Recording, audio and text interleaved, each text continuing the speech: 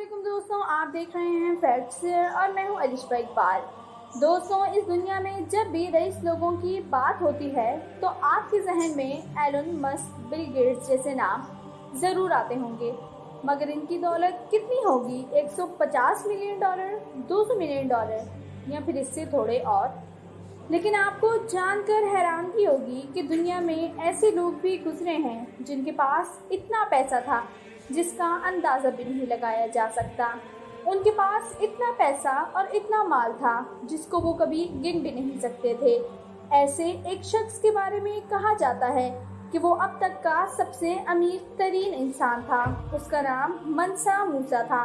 सिर्फ ये नहीं कि वो अपने वक्त में सबसे अमीर था, बल्कि आज भी अमीर लोगों में अगर उसका मुआवजा किया जाए तो वो बहुत अमीर होता।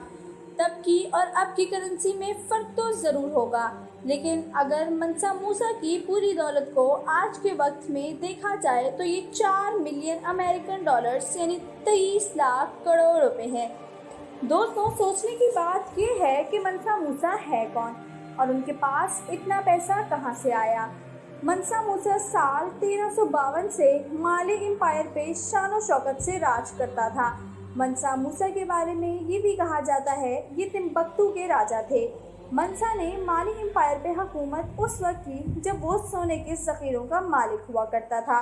ये वो वक्त था जब सोने की मांग दुनिया में अरूज पर थी। मनसा का असल नाम मूसा था, मगर राजा बनने के बाद वो मनसा मूसा कहलाए। मनसा जिसका मतलब है बादशाह राजा। मूसा का जन्म माली एम्पायर में हुआ। अपनी 25 सालों की मेहनत में इन्होंने अरबों की दौलत इकट्ठी की। इस राजा के बारे में ये कहा जाता है कि ये अफ्रीका में रहने वालों पर राज करता था। कहा जाता है कि अगर आज मूसा जिंदा होते तो आज दुनिया के अमीर तरीन लोगों की लिस्ट में सबसे पहले नंबर पर होते। असल में मनसा का लफ्ज़ इस्तेमाल होता है साम्राज्य के बादशाह के लिए। इसकी सल्तनत बहुत पहले हुई थी। मॉरिटेनिया, सेनेगल, गैम्बिया, गिनी, बुर्किना, माली, नाइगर, चड, नाइजीरिया तक इनकी ही सल्तनत थी। ये सभी मूसा के साम्राज्य का हिस्सा हुआ करते थे। जाहिर है जिसके पास सोने के इतने ज़ख़ीरे होंगे उसके तो चर्चे भी होते होंगे। कहा जाता है मूसा के दौर में 1000 केजी सोना बनना आम सी बात थी।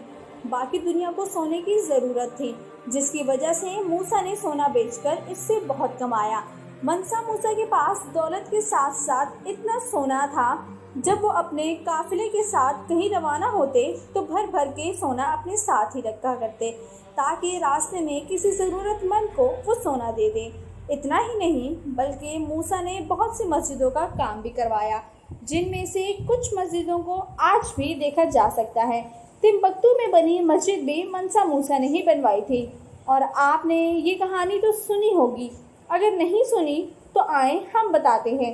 ये बात है सन 1324 की, जब मनसा मूसा 60,000 लोगों के साथ 60,500 किलोमीटर के याटवा पर निकल पड़े थे।